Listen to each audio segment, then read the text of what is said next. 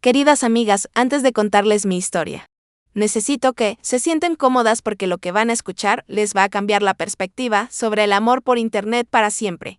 Mi nombre es Isabella, tengo 32 años. Y durante 3 años viví la mentira más elaborada que puedan imaginar. Una mentira que casi me cuesta la vida y que me enseñó que el amor puede ser el arma más peligrosa en manos equivocadas. Todo comenzó en febrero de 2021. En plena pandemia, cuando como muchas de ustedes, pasaba horas frente a la computadora trabajando desde casa. Era contadora en una empresa mediana. Soltera desde hacía 2 años, después de una relación tóxica, y honestamente, me sentía invisible. Tenía esa sensación de que la vida se me estaba escapando entre los dedos.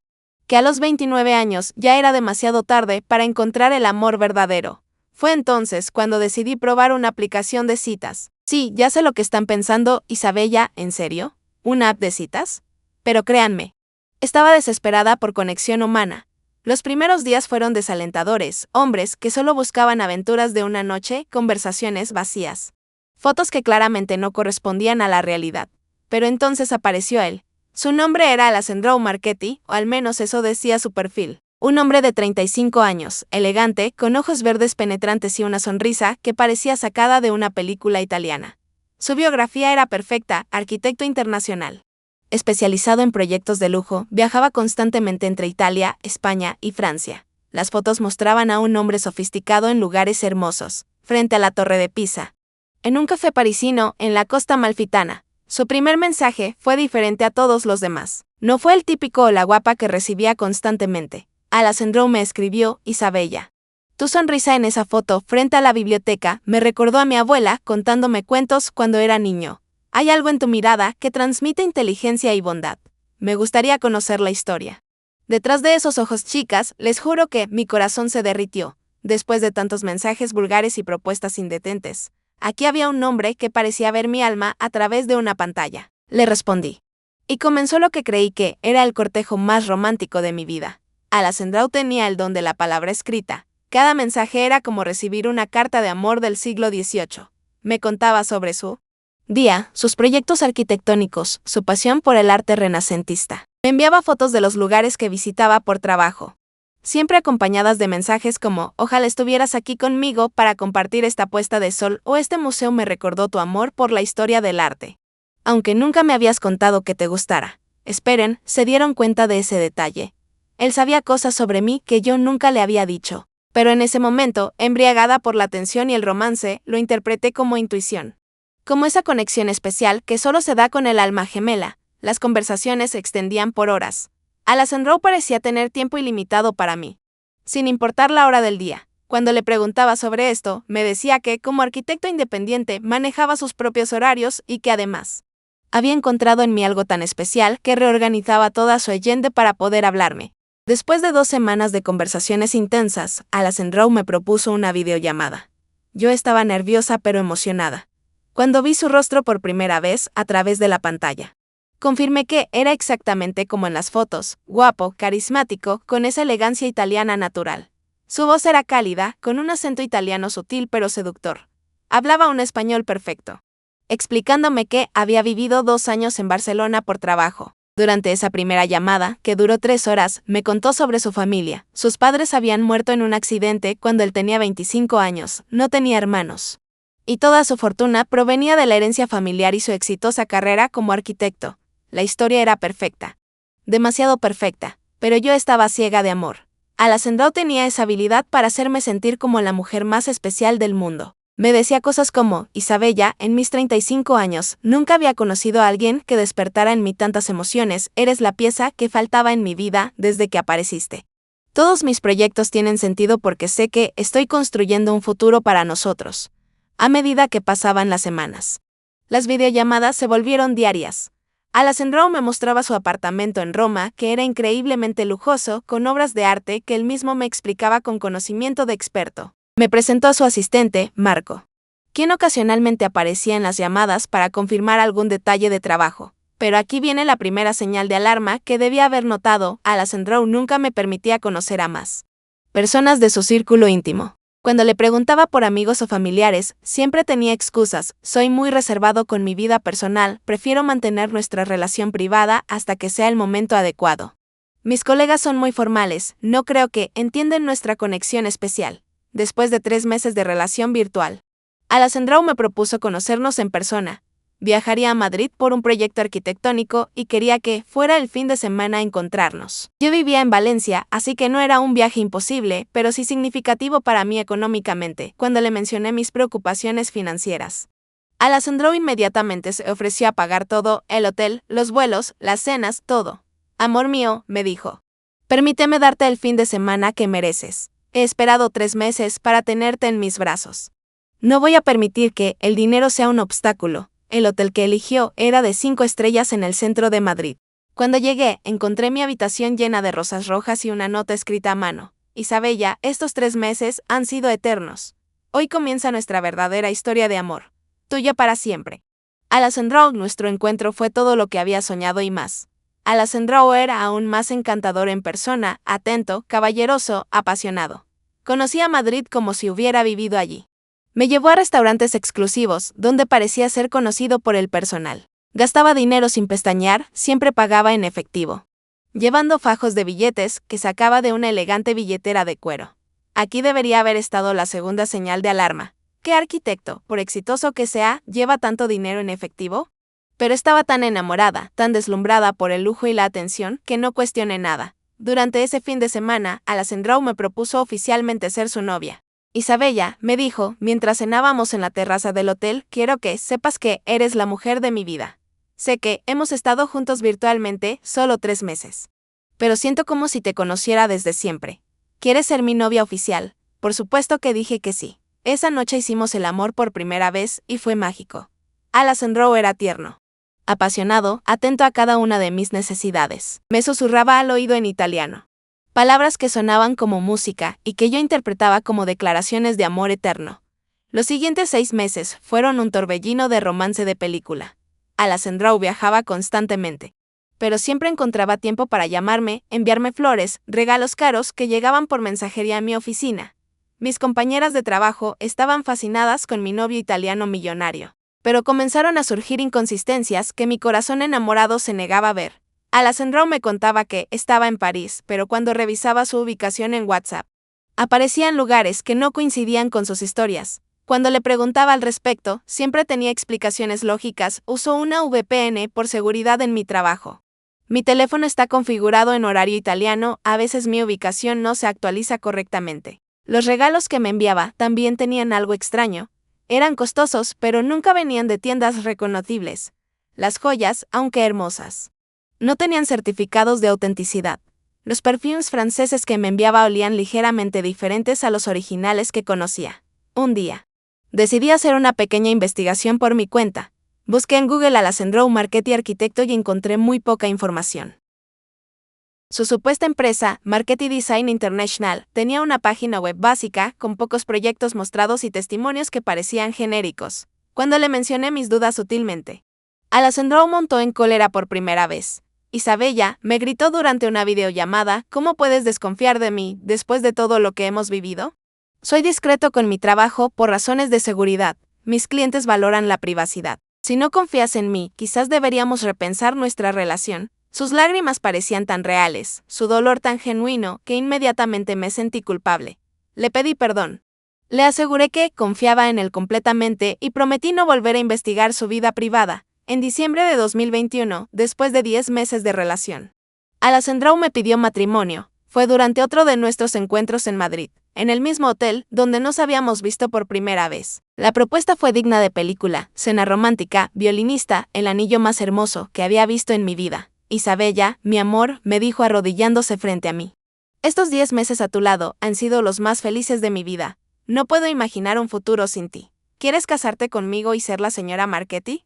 El anillo era espectacular, un diamante de al menos 3 quilates rodeado de diamantes más pequeños, en una montura de platino que debía costar una fortuna. Por supuesto que dije que sí, llorando de felicidad, mientras todos los comensales del restaurante aplaudían. Esa noche, mientras celebrábamos en nuestra suite, Alessandro me contó sus planes para nuestro futuro. Nos casaríamos en Italia en una ceremonia íntima, luego nos mudaríamos a su villa en la Toscana, donde yo podría trabajar desde casa mientras él continuaba con sus proyectos internacionales. Pero cuando regresé a Valencia y mostré el anillo a mis amigas y familiares, Comenzaron las preguntas incómodas. Mi hermana mayor, que trabajaba en una joyería, examinó el anillo y me dijo: Isabella, este diamante es hermoso, pero la montura tiene algunas irregularidades que me parecen extrañas. ¿Tienes el certificado de autenticidad? Cuando le pregunté a Alessandro sobre el certificado, me dijo que lo tenía en su caja fuerte en Roma, pero que me lo daría cuando fuéramos a Italia para la boda. Amor, ¿en serio vas a cuestionar el anillo de compromiso que elegí especialmente para ti?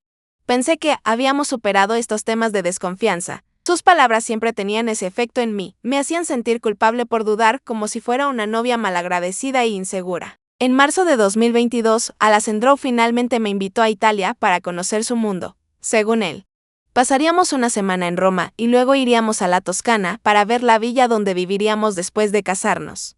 El vuelo a Roma fue en primera clase.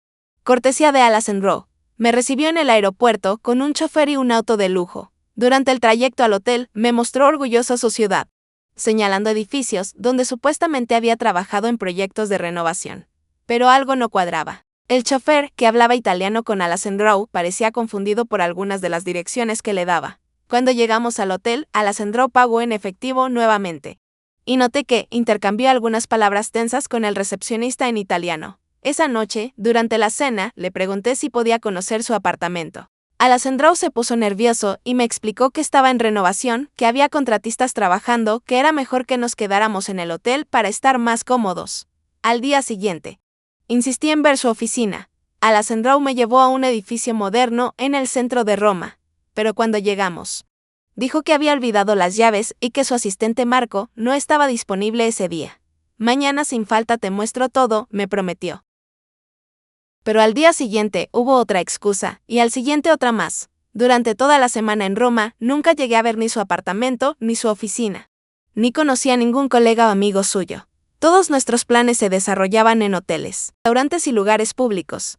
La gota que derramó el vaso fue cuando decidí llamar por teléfono a Marketing Design International desde el hotel. Una voz grabada en italiano me informó que el número no estaba en servicio. Esa noche confronté a Alessandro con todas mis dudas. Alessandro, necesito que me digas la verdad. Tu empresa no existe, no conozco a nadie de tu vida. Nunca he visto dónde vives o trabajas. ¿Quién eres realmente? Por primera vez vi a Alessandro completamente descompuesto. Se quebró, lloró como un niño. Y me confesó lo que yo creía que era toda la verdad. Isabella, perdóname, me dijo entre sollozos, no soy arquitecto. Trabajo para una empresa de importación y exportación. Pero no es tan glamoroso como te hice creer. Inventé lo de ser arquitecto porque pensé que no te interesarías en mí si sabías que era solo un empleado de logística internacional. Me explicó que ganaba bien dinero, pero no era millonario como había pretendido. El apartamento lujoso que me había mostrado por videollamada era de un amigo que se lo prestaba ocasionalmente. Los regalos caros los compraba con sus ahorros y bonos del trabajo. Pero mi amor por ti es real, me suplicó, todo lo que siento es verdadero. Solo inventé mi trabajo para impresionarte. ¿Puedes perdonarme? En ese momento sentí alivio. Pensé que finalmente conocía la verdad, que aunque había mentido sobre su trabajo, su amor era genuino. Le dije que podíamos superar esto. ¿Qué me importaba más la persona que era que su trabajo o su dinero? Decidimos seguir adelante con la boda, aunque ahora sería una ceremonia más modesta. Alessandro organizó todo para casarnos en el Ayuntamiento de Roma en junio de 2022, con una pequeña celebración después. Pero incluso en nuestra boda, las cosas siguieron siendo extrañas. Los únicos invitados de parte de Alessandro fueron Marco, su supuesto asistente, y otros 2 hombres que presentó como colegas de trabajo. Todos hablaban entre ellos en italiano, de manera susurrante, y cuando trataba de unirme a la conversación, cambiaban inmediatamente al español. Durante la ceremonia, noté que Alessandro tenía varios teléfonos móviles. Cuando le pregunté al respecto, me dijo que eran necesarios para su trabajo, uno personal, uno para clientes europeos, otro para clientes de América. Nuestra luna de miel fue en Positano, en la costa amalfitana. Fue hermosa. Pero Alessandro constantemente recibía llamadas que tenía que tomar en privado. Son asuntos urgentes de trabajo, amor, me explicaba, prometo que cuando regresemos esto se calmará. Después de la boda, nos establecimos temporalmente en Madrid, mientras Alessandro decía que finalizaba algunos proyectos antes de mudarnos definitivamente a Italia. Alquiló un apartamento lujoso en Salamanca, que pagaba en efectivo cada mes. Como esposa, comencé a conocer más detalles de su vida diaria. y las inconsistencias se multiplicaron. Alessandro salía a trabajar todos los días. Pero sus horarios eran completamente irregulares. A veces se iba a las 6 de la mañana y regresaba a las 2 de la tarde. Otras veces salía a las 11 de la noche y no volvía hasta la madrugada, cuando le preguntaba sobre su trabajo. Sus respuestas eran vagas: tenemos un envío importante a Francia, hay problemas con la aduana en Barcelona, un cliente de Alemania necesita una reunión urgente. Empecé a notar que tenía muchos documentos con sellos de diferentes países, pasaportes de distintas nacionalidades. Y constantemente recibía paquetes que guardaba en una caja fuerte que había instalado en nuestro dormitorio. Un día, mientras Alessandro estaba en la ducha, uno de sus teléfonos sonó insistentemente. Sin pensarlo, contesté para tomar un mensaje. Una voz masculina con acento del este de Europa me gritó en inglés: ¿Dónde está Dmitry? ¿Por qué no responde? El cargamento de Amberes está retrasado y los compradores están furiosos. Cuando le pregunté a Alessandro quién era Dmitry, se puso pálido y me dijo que era un malentendido, que habían marcado el número equivocado. Mis instintos finalmente superaron mi amor ciego. Comencé a investigar secretamente a mi esposo. Contraté a un detective privado llamado Carlos Mendoza, un ex policía especializado en casos de fraude matrimonial. Le di al detective toda la información que tenía: nombres, fechas, números de teléfono, direcciones. Le pedí que fuera discreto porque todavía esperaba que hubiera una explicación inocente para todo. Mientras esperaba los resultados de la investigación, comencé mi propia búsqueda. Revisé sus cosas cuando no estaba, tomé fotos de documentos, copié números de teléfonos. Anoté nombres que escuchaba en sus conversaciones. Descubrí que tenía al menos 4 pasaportes diferentes: uno italiano a nombre de Alessandro Marchetti, uno español como Alejandro Martínez, uno rumano como Alexandru Marinescu y uno que no pude identificar completamente, pero parecía ser de algún país de los Balcanes. También encontré documentos de envíos internacionales con contenidos declarados como artesanías, productos textiles y maquinaria industrial. Pero los pesos y dimensiones no coincidían con estas descripciones. 2 semanas después, Carlos me citó en su oficina. La información que me dio cambió mi vida para siempre. Isabella, me dijo con seriedad, tu esposo no se llama Alessandro Marchetti. Su nombre real es Víctor Petrov, es búlgaro, tiene 42 años, no 35 como te dijo. Y es un conocido operador de una red internacional de tráfico de drogas y lavado de dinero. El detective me mostró fotos de vigilancia, reportes policiales y registros de investigaciones en varios países europeos. Víctor Petrov era buscado por Interpol en conexión con operaciones de narcotráfico entre América del Sur, Europa del Este y España. La empresa para la que trabaja no es de importación y exportación legal, continuó Carlos. Es una fachada para mover cocaína desde Colombia a través de España hacia otros países europeos. Tu esposo es lo que llamamos un coordinator, alguien que organiza las rutas, coordina con los transportistas y maneja las finanzas de la operación. Me explicó que probablemente me había elegido como esposa porque necesitaba una identidad limpia, una familia aparentemente normal que le sirviera de cobertura. Es una táctica común en estas organizaciones, me dijo. Se casan con mujeres inocentes para parecer como ciudadanos respetables ante las autoridades. El detective también me informó que había otras mujeres. Víctor tenía al menos 2 esposas más en diferentes países, todas con historias similares a la mía. Una en Francia, otra en Alemania, ambas creían ser su única y verdadera esposa. Isabella, me dijo Carlos con preocupación. Estás en peligro real. Estas organizaciones no dudan en eliminar a testigos inconvenientes. Si Víctor sospecha que sabes la verdad o si decides dejarlo, podrías convertirte en un problema para ellos. Me explicó que mi apartamento probablemente estaba siendo usado para guardar dinero o drogas, que mis cuentas bancarias podrían estar siendo monitoreadas y que probablemente tenía micrófonos o cámaras escondidas para controlar mis movimientos. Necesitas salir de esta situación, pero de manera muy cuidadosa, me aconsejó. No puedes confrontarlo directamente ni dejarle saber que descubriste su identidad. Tenemos que planear tu escape de manera que parezca natural. Esa noche regresé a casa tratando de actuar normal, pero estaba aterrorizada. Veía a Víctor con ojos completamente diferentes. Este hombre, que había sido mi esposo amoroso durante 2 años, era en realidad un criminal peligroso que había manipulado cada aspecto de mi vida. Durante la cena, mientras Víctor me contaba sobre su día de trabajo, yo sabía que probablemente había estado coordinando envíos de drogas, lavando dinero o planificando operaciones ilegales. Los besos que antes me derretían el corazón ahora me daban náuseas. Carlos y yo diseñamos un plan para mi escape. Tendría que actuar como la esposa perfecta durante unas semanas más mientras reunía evidencia y transfería secretamente mi dinero a cuentas que Víctor no conociera. También comencé a documentar todo. Grabé conversaciones telefónicas cuando Víctor pensaba que no estaba escuchando, fotografié documentos. Copié información de sus teléfonos cuando se duchaba o dormía. Descubrí nombres de otros miembros de la organización. Había un tal Boris en Bulgaria, que parecía ser el jefe, un Miguel en Cali, Colombia, que era el proveedor, y varios operadores en diferentes ciudades españolas. Una noche, mientras Víctor dormía, logré acceder a uno de sus teléfonos. Encontré mensajes que me helaron la sangre. La chica está volviéndose curiosa. Ayer me preguntó demasiado sobre el trabajo. Si se vuelve un problema, ya sabes qué hacer. Necesitamos mantenerla controlada hasta que terminemos la operación de Barcelona. Me di cuenta de que Víctor sospechaba de mis dudas y que potencialmente estaba planeando hacerme daño. El momento decisivo llegó cuando Carlos me informó que la policía española, en coordinación con Interpol, estaba planeando una operación para arrestar a Víctor y su Isabella. Van a actuar la próxima semana. Necesitas salir ya porque si te encuentran ahí durante los arrestos, podrías ser vista como cómplice.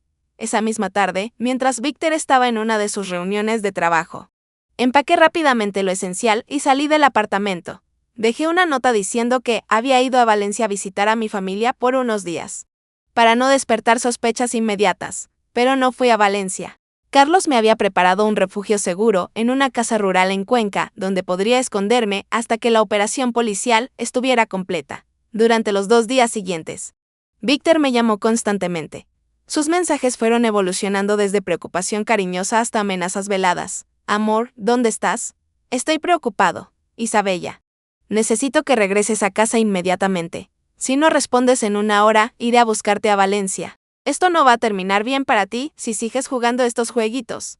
La operación policial se llevó a cabo un jueves por la madrugada. Carlos me mantuvo informada, minuto a minuto. Arrestaron a Víctor en nuestro apartamento, junto con Marco y otros 5 miembros de la organización en Madrid. En el apartamento encontraron 2 millones de euros en efectivo, 15 kilos de cocaína, documentos falsificados y armas. También descubrieron que, efectivamente, había cámaras ocultas en toda la casa, confirmando que Víctor me había estado vigilando constantemente. Pero lo más impactante fue lo que descubrieron en su ordenador. Víctor tenía archivos detallados sobre mí, mi historial financiero completo, información sobre mi familia, mis rutinas diarias, incluso conversaciones que había tenido con amigas por teléfono. La policía me informó que Víctor había estado planeando usar mi identidad para abrir cuentas bancarias en otros países y que si la operación hubiera continuado, probablemente me habría asesinado una vez que ya no fuera útil para sus operaciones. También descubrieron que las otras esposas habían corrido la misma suerte. La mujer de Francia había desaparecido 6 meses atrás y la de Alemania había muerto en un accidente de auto que ahora investigaban como posible homicidio. Víctor fue extraditado a Bulgaria, donde enfrentó cargos más graves. Pero antes del juicio en España, tuve que testificar contra él. Fue la experiencia más aterradora de mi vida. Verlo en el banquillo de los acusados, con esposas y uniforme de prisión, me hizo comprender realmente con quién había estado viviendo. Durante el juicio, se revelaron más detalles horribles de la operación. La organización había estado moviendo más de 1 tonelada de cocaína al mes entre América del Sur y Europa. Habían lavado más de 50 millones de euros en 3 años, y habían eliminado al menos 8 personas que se habían vuelto problemáticas para sus operaciones. Víctor me miraba fijamente durante todo mi testimonio, con una expresión que no era de amor ni de arrepentimiento, sino de odio puro. En ese momento comprendí que nunca me había amado. Yo había sido simplemente una herramienta útil en sus operaciones criminales. El juez lo sentenció a 25 años de prisión por narcotráfico, lavado de dinero, uso de documentos falsificados y asociación criminal. Las investigaciones continuaron en otros países donde operaba. Después del juicio, tuve que reconstruir completamente mi vida. Había perdido mis ahorros, mi trabajo, mi empresa no quería estar asociada con el escándalo, mi confianza en las personas y mi fe en el amor. Desarrollé síntomas de estrés postraumático, pesadillas, ataques de pánico perenne y constante. Durante meses no pude salir sola a la calle sin sentir que alguien me seguía. Cada hombre que me sonreía me parecía potencialmente peligroso. Tuve que mudarme 3 veces porque algunos medios de comunicación habían publicado mi historia y mi dirección. Recibía llamadas amenazantes de números desconocidos, aunque la policía creía que eran imitadores buscando asustarme. no miembros reales de la organización. La terapia psicológica fue fundamental para mi recuperación. Mi psicóloga, la doctora Carmen Ruiz, me ayudó a entender que había sido víctima de una manipulación psicológica extrema, que nada de lo que había pasado era mi culpa. Isabella, me decía. Víctor era un psicópata entrenado en manipulación emocional. Tenía años de experiencia engañando a mujeres inteligentes como tú. No te sientas culpable por haber caído en sus redes. Ahora, 3 años después de mi escape, puedo reflexionar sobre las señales que debía haber visto desde el principio. Primera señal, un perfil demasiado perfecto. Víctor había creado la fantasía del hombre ideal, exitoso, guapo, romántico, sin familia que pudiera verificar su historia. Segunda señal, siempre pagaba en efectivo y tenía cantidades inusuales de dinero líquido. Ningún profesional legítimo maneja tanto efectivo regularmente. Tercera señal, aislamiento social completo. En 2 años de relación, nunca conocía amigos reales, familiares o colegas genuinos de su supuesta vida. Cuarta señal, inconsistencias en su historia que cambiaban sutilmente con el tiempo. Los mentirosos profesionales mantienen las grandes líneas de sus historias, pero los detalles pequeños siempre varían. Quinta señal, conocimiento sobre mí que yo nunca le había compartido. Esto indicaba que había investigado mi vida antes de contactarme. Sexta señal, presión constante para mantener la relación en secreto privada. Los criminales evitan la exposición pública. Séptima señal, múltiples teléfonos y documentos. Las personas honestas, no. Necesitan múltiples identidades. Decidí contar mi historia públicamente porque descubrí que no era un caso aislado. Las redes criminales internacionales utilizan sistemáticamente las aplicaciones de citas para reclutar víctimas inocentes que les sirvan de cobertura. Después de mi testimonio en el juicio, fui contactada por otras mujeres que habían vivido experiencias similares. María, de Barcelona. Había estado casada con un traficante de armas que se hacía pasar por empresario textil. Ana, de Sevilla. Descubrió que su novio consultor financiero en realidad lavaba dinero para carteles mexicanos. Todas nuestras historias tenían patrones idénticos, perfiles perfectos en aplicaciones de citas, cortejo romántico intensivo, aislamiento gradual de nuestras redes sociales y uso de nuestra inocencia como cobertura para actividades criminales. Fundé una organización llamada Amor Verdadero. Peligro real para ayudar a otras mujeres a identificar estas situaciones. Hemos ayudado a más de 200 mujeres a salir de relaciones potencialmente peligrosas con criminales. Queridas amigas, quiero que graben en su memoria estas señales de alarma que pueden salvar sus vidas. En las aplicaciones de citas, desconfía si su perfil es demasiado perfecto. Como salido de una revista te contacta con mensajes extremadamente románticos desde el primer día, dice trabajar en import-export, consultoría internacional o inversiones. Viaja constantemente, pero siempre tiene tiempo ilimitado para ti. Sus fotos son profesionales, pero no puedes encontrarlo en redes sociales. Durante las primeras citas, observa si siempre paga en efectivo.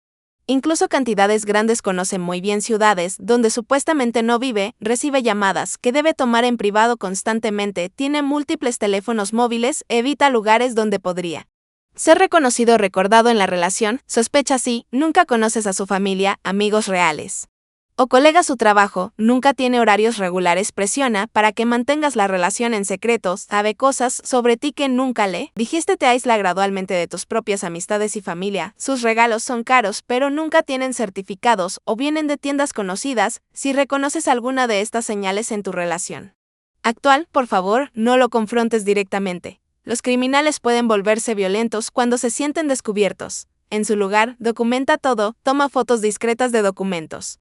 Graba conversaciones telefónicas, anota nombres y lugares que menciona. Mantén tu dinero seguro, no combines cuentas bancarias, no le des acceso a tus finanzas, mantén ahorros secretos. Conserva tu red social, no te aísles de familia y amigos. Mantén contactos independientes. Busca ayuda profesional, contacta a un detective privado o directamente a la policía si tienes evidencia. Planifica una salida segura, nunca huyas impulsivamente.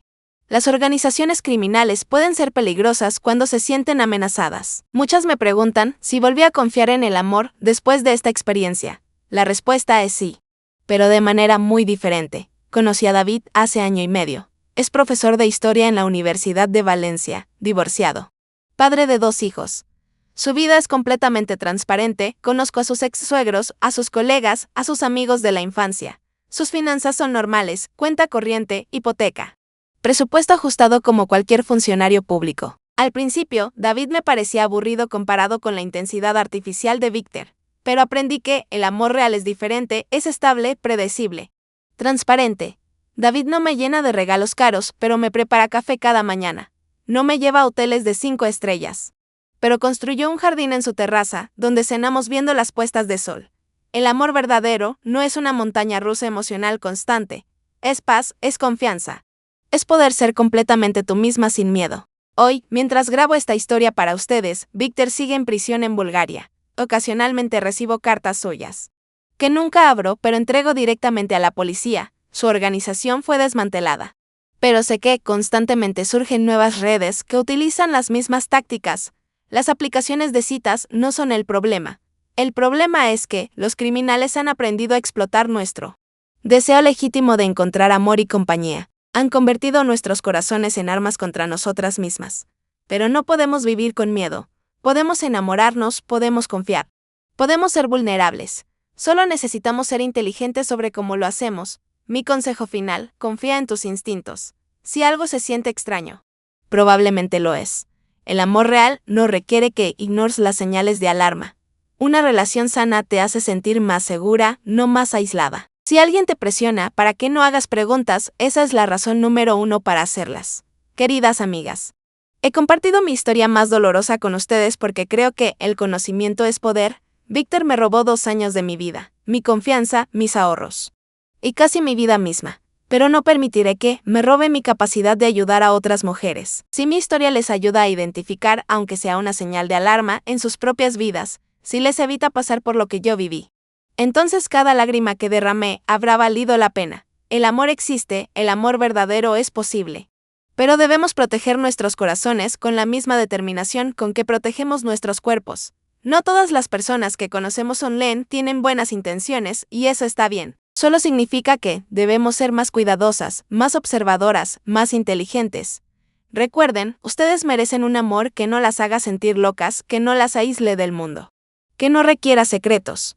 Merecen a alguien cuya vida puedan conocer completamente, cuya historia se mantenga consistente, cuyo trabajo sea verificable. No se conformen con menos de lo que merecen por miedo a quedarse solas. Es mejor estar sola que estar con alguien peligroso. Y ahora, una petición personal: si esta historia las ha impactado, si creen que puede ayudar a otras mujeres, por favor compartan este video, den like, suscríbanse al canal y, más importante, compartan esta información con sus amigas, hermanas, hijas, madres. Cada mujer que escucha esta historia y reconozca las señales de alarma en su propia vida es una vida potencialmente salvada. Cada like, cada suscripción, cada comentario hace que esta historia llegue a más mujeres que pueden estar en peligro en este momento. No permitan que lo que me pasó a mí le pase a alguien más. Juntas podemos crear una red de protección, de conocimiento, de apoyo mutuo. Juntas podemos asegurarnos de que el amor sea sinónimo de seguridad, no de peligro. Compartan esta historia. Podría salvar una vida. ¿Te ha impactado la historia de Isabella? Tu like y suscripción pueden salvar vidas. Da like si crees que todas las mujeres deben conocer estas señales de alarma. Suscríbete para más historias reales que pueden protegerte. Comparte con todas las mujeres importantes en tu vida. Comenta si has vivido algo similar. Tu historia puede ayudar a otras. Recuerda, el conocimiento es tu mejor defensa. No permitas que lo que le pasó a Isabella te pase a ti.